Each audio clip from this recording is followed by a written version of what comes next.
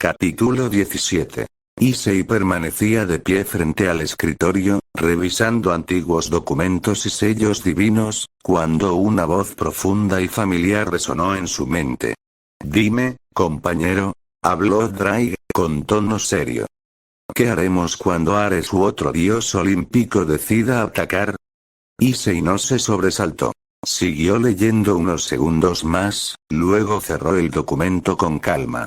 «Lo mismo que siempre», respondió al fin. Drake gruñó suavemente. «Eso no es una respuesta clara, y lo sabes».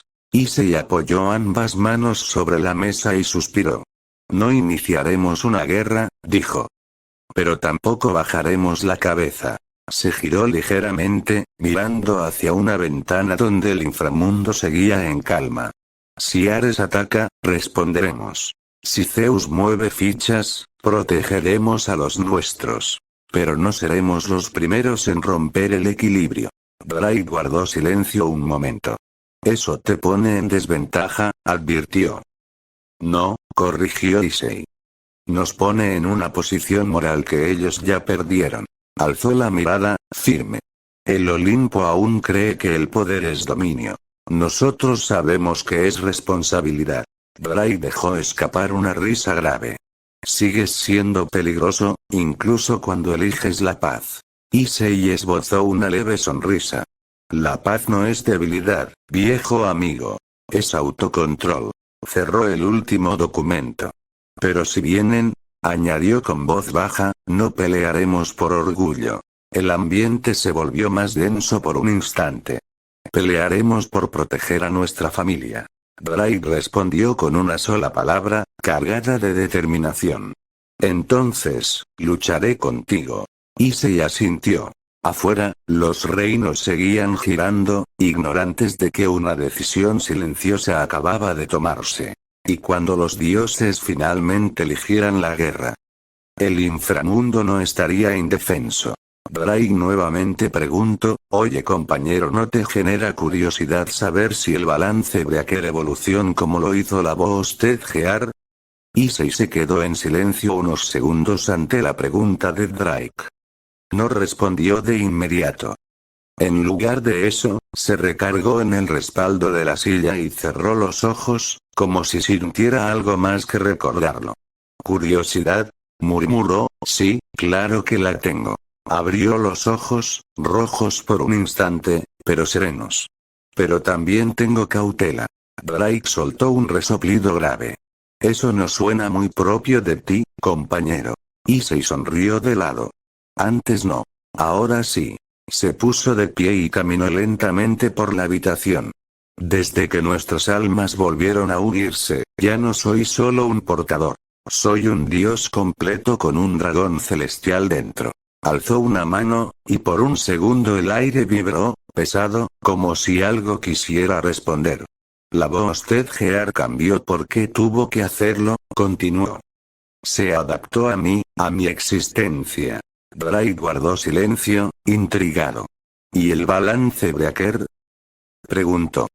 «¿Crees que siga siendo el mismo?». Issei negó lentamente. «No. Estoy casi seguro de que no». Miró su mano, cerrándola en un puño. «El balance Breaker siempre fue una liberación de poder basada en límites.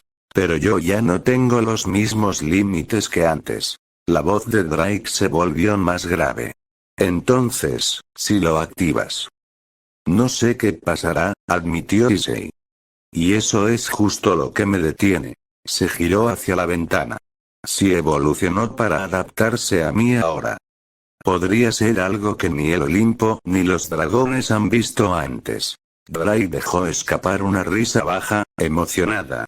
«He vivido miles de años esperando algo así». Issei respondió con calma. «Y yo he vivido suficiente para saber que no todo poder debe probarse por curiosidad». Hizo una pausa. «Pero cuando llegue el momento. Cuando no quede otra opción». Sus ojos brillaron con decisión. «Entonces sí. Descubriremos juntos en qué se convirtió realmente mi balance Breaker». Drake respondió sin dudar. «Cuando ese día llegue, compañero. Rugiré contigo hasta el final». En lo profundo del inframundo, algo antiguo y poderoso respondió en silencio. No despertó aún, pero estaba esperando. Mientras tanto, en otro punto del tablero, la pelirroja Rías Gremory caminaba de un lado a otro del salón, hablando con Valí Lucifer.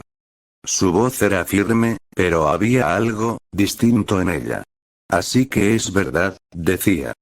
Issei y Hades son la misma persona. El rey del inframundo caminó todo este tiempo entre nosotros.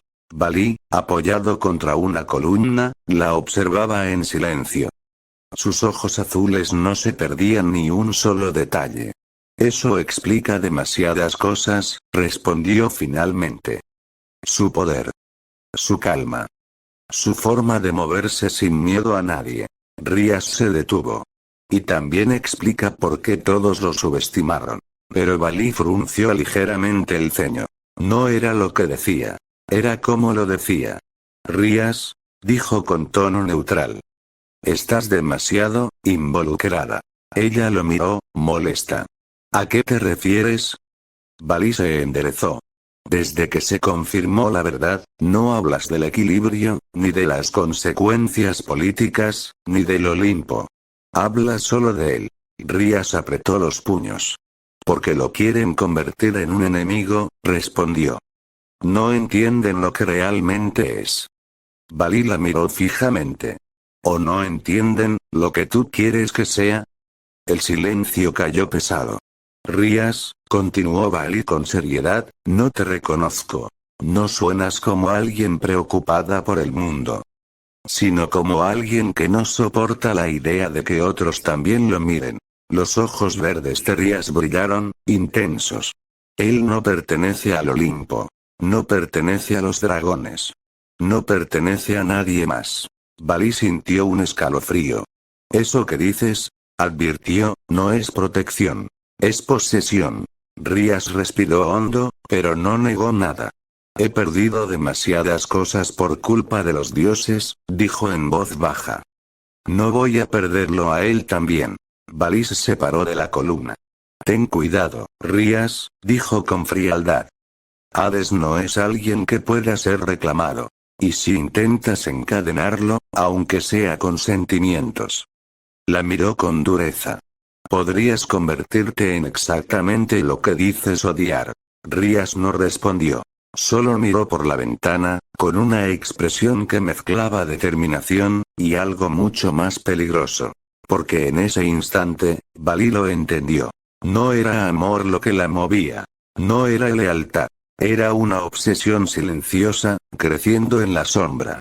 Y si no se detenía a tiempo, podría ser tan destructiva como la guerra que todos decían querer evitar. Rías habló otra vez, la voz temblándole entre culpa y determinación. Lo abandoné, y lo traicioné una vez. Al amor de mi vida. A mi Issei.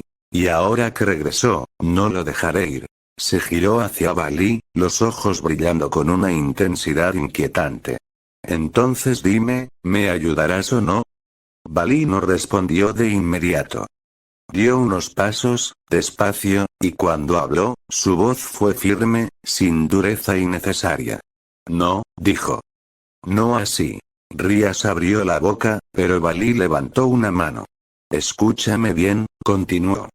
Ayudar a alguien no es atarlo. No es reclamarlo como propiedad. Y no es decidir por él por su bien. La miró directo a los ojos. Eso no es amor, Rías. Eso es miedo, disfrazado de devoción. Rías apretó los labios. ¿Entonces qué se supone que haga? Preguntó. Mirar cómo se lo llevan los dioses, el Olimpo, el inframundo. Valí negó con la cabeza. Si quieres ayudarlo de verdad, haz lo único que siempre ha respetado de ti. Elige confiar. Se acercó un poco más. Issei no necesita a alguien que lo reclame. Necesita aliados que no lo traicionen otra vez, ni siquiera por amor. El silencio pesó. Rías bajó la mirada, respirando hondo. Tengo miedo de perderlo, admitió en voz baja. Valí suavizó apenas el tono. Eso sí lo entiendo. Pero si intentas encerrarlo, lo perderás seguro. Se dio la vuelta, listo para irse. Te ayudaré a proteger el equilibrio. A frenar a Ares, a Zeus, a quien intente usarlo como ama. Miró sobre su hombro. Pero no te ayudaré a convertirte en su jaula. Rías no respondió. Se quedó mirando al suelo, luchando consigo misma. Porque en el fondo lo sabía. Si quería volver a estar a su lado. Primero tenía que aprender a soltar el miedo mientras todo eso ocurría en distintos rincones del mundo. Heracles tomó una decisión. No como héroe. No como emisario del Olimpo. Sino como hermano. Buscó a Sariel en uno de los patios internos del castillo, donde la luz del inframundo caía suave, casi como un atardecer eterno. Sariel estaba apoyado en una baranda de obsidiana, mirando a la distancia, pensativo. Sariel, dijo Heracles, sin tono autoritario. El peliblanco se giró, sorprendido, pero no a la defensiva. Hércules. Hubo un silencio incómodo. El tipo de silencio que solo existe cuando dos personas comparten algo importante, pero nunca lo han hablado. Heracles respiró hondo. Hasta hoy, no sabía que tenía un hermano menor. Sariel no respondió de inmediato. Y yo, dijo al final, siempre supe que existías. Solo, nunca pensé que querías hablar conmigo. Heracles bajó la mirada un segundo. No lo hice. Y eso es culpa mía. Levantó la vista, serio, sincero. Crecí creyendo historias. Que Hades era un monstruo. Que cualquiera que estuviera de su lado era peligroso. Y sin darme cuenta, te metí en esa mentira. Sariel apretó ligeramente los puños. No necesito que me defiendas, dijo. Sé quién soy. Heracles asintió. Lo sé. Por eso estoy aquí. Se acercó un poco más, sin invadir su espacio. No vengo a decirte qué hacer, ni a pedirte lealtad. Solo quiero que sepas algo. Lo miró directo a los ojos. Si alguna vez te sentiste solo por culpa del Olimpo. Si alguna vez pensaste que eras un error. Negó con la cabeza. No lo eres. Y lamento haber tardado tanto en decírtelo. Sariel lo observó largo rato. Luego soltó una risa baja, cansada. Vaya, murmuró. El gran Hércules pidiendo perdón. No como héroe, respondió Heracles.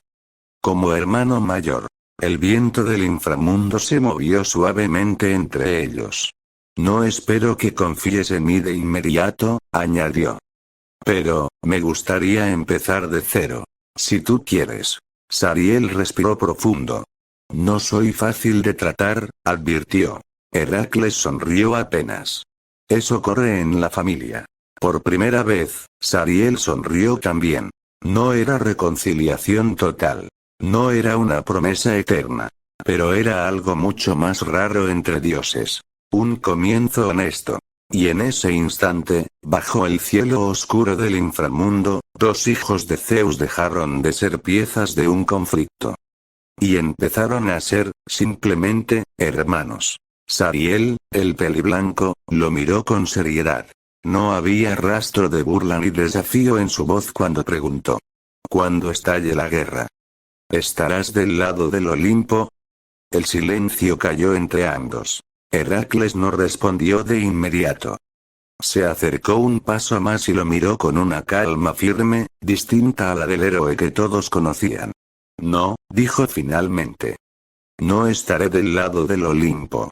Sariel frunció apenas el ceño. ¿Entonces del lado de Hades? Heracles negó otra vez. Tampoco. Sariel parpadeó, confundido. Entonces, ¿de qué lado estarás? Heracles sonrió, levantó la mano y, con un gesto natural, revolvió el cabello blanco de Sariel, desordenándolo un poco. Estaré del lado donde esté mi hermanito menor.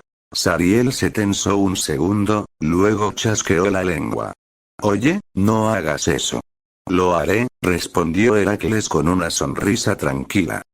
Porque esta vez no peleo por órdenes, ni por banderas, ni por dioses que juegan a la guerra. Su voz se volvió firme. Peleo por familia. Sariel bajó la mirada un instante, y cuando volvió a alzarla ya no había dureza en sus ojos. Entonces, dijo, no te arrepientas después. Heracles rió suavemente. He peleado toda mi vida por causas equivocadas. No pienso equivocarme otra vez. Ambos quedaron mirando el horizonte del inframundo. No como enviados de reinos opuestos. No como armas. Sino como dos hermanos, listos para enfrentar lo que viniera. Juntos Ariel, el peliblanco, lo miró con seriedad. No había rastro de burla ni desafío en su voz cuando preguntó. ¿Cuándo estalle la guerra? ¿Estarás del lado del Olimpo? El silencio cayó entre ambos. Heracles no respondió de inmediato. Se acercó un paso más y lo miró con una calma firme, distinta a la del héroe que todos conocían. No, dijo finalmente. No estaré del lado del Olimpo. Sariel frunció apenas el ceño. ¿Entonces del lado de Hades? Heracles negó otra vez. Tampoco. Sariel parpadeó, confundido. Entonces, ¿de qué lado estarás? Heracles sonrió, levantó la mano y, con un gesto natural, revolvió el cabello blanco de Sariel, desordenándolo un poco. Estaré del lado donde esté mi hermanito menor. Sariel se tensó un segundo, luego chasqueó la lengua. Oye, no hagas eso. Lo haré, respondió Heracles con una sonrisa tranquila. Porque esta vez no peleo por órdenes, ni por banderas, ni por dioses que juegan a la guerra. Su voz se volvió firme. Peleo por familia. Sariel bajó la mirada un instante, y cuando volvió a alzarla ya no había dureza en sus ojos. Entonces, dijo, no te arrepientas después. Heracles rió suavemente. He peleado toda mi vida por causas equivocadas. No pienso equivocarme otra vez. Ambos quedaron mirando el horizonte del inframundo. No como enviados de reinos opuestos. No como armas. Sino como dos hermanos, listos para enfrentar lo que viniera. Juntos Ayumi regresaba al castillo junto a Rin y Ryu, conversando en voz baja mientras cruzaban el gran puente de obsidiana que llevaba a la entrada principal.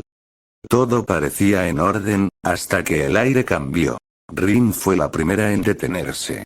Esperen. Ryu frunció el ceño, dando medio paso al frente, instintivamente colocándose entre Ayumi y la entrada. ¿Hay alguien ahí? Frente a las enormes puertas del castillo, apoyada con descaro contra una de las columnas, estaba una mujer de sonrisa felina, orejas y cola negras moviéndose con calma peligrosa. Kuroka. Ya, rió suavemente. Vaya, vaya, así que este es el famoso castillo del inframundo. Ayumi la observó con expresión serena, pero sus ojos se volvieron fríos. Kuroka, dijo con voz firme. No recuerdo haberte invitado. Kuroka inclinó la cabeza, exageradamente inocente. Qué cruel, solo vine a mirar. Después de todo, cuando un dios del inframundo resulta ser cierto dragón pervertido legendario, una se pone curiosa. Ryu chasqueó la lengua. Habla claro. Si vienes de parte de Valí, dilo ahora. Kuroka sonrió más, mostrando colmillos. Tranquilos, tranquilos, no vengo a pelear. Sus ojos se deslizaron hacia Ayumi con interés. Solo vine a confirmar algo. Que ella existe. Rin tensó los dedos, energía oscura acumulándose apenas visible. Cuidado con cómo hablas, advirtió. Kuroka levantó ambas manos. Es sin hostilidad. Solo me preguntaba. Se acercó un paso más, ignorando la presión que comenzaba a llenar el aire. ¿Qué tan importante eres tú para Hades? ¿Su reina? ¿Su ancla? ¿O solo alguien más que cree poder quedarse a su lado? El ambiente se volvió pesado. Ayumi dio un paso al frente. No levantó la voz. No mostró ira. No necesito explicarte nada, dijo con absoluta calma. Pero sí te diré algo, Kuroka. La miró directamente a los ojos. Este lugar no es un tablero de juegos. Y Issei no es un trofeo. La sonrisa de Kuroka se volvió más delgada, más seria. Ya, interesante. Entonces los rumores eran ciertos. Miró hacia el interior del castillo. Supongo que pronto, todos empezarán a moverse. Dio media vuelta, su cola agitándose. Dile a Hades que el mundo ya lo está mirando. Y en un parpadeo, desapareció. El silencio quedó suspendido. Ryu exhaló despacio. No me gustó nada eso. Rin asintió. Ni a mí. Ayumi cerró los ojos un instante, luego los abrió con determinación. Vayan a informar a Issei, dijo. Balino ha enviado a Kuroka por curiosidad. Miró hacia el cielo oscuro del inframundo. Las piezas ya están en movimiento.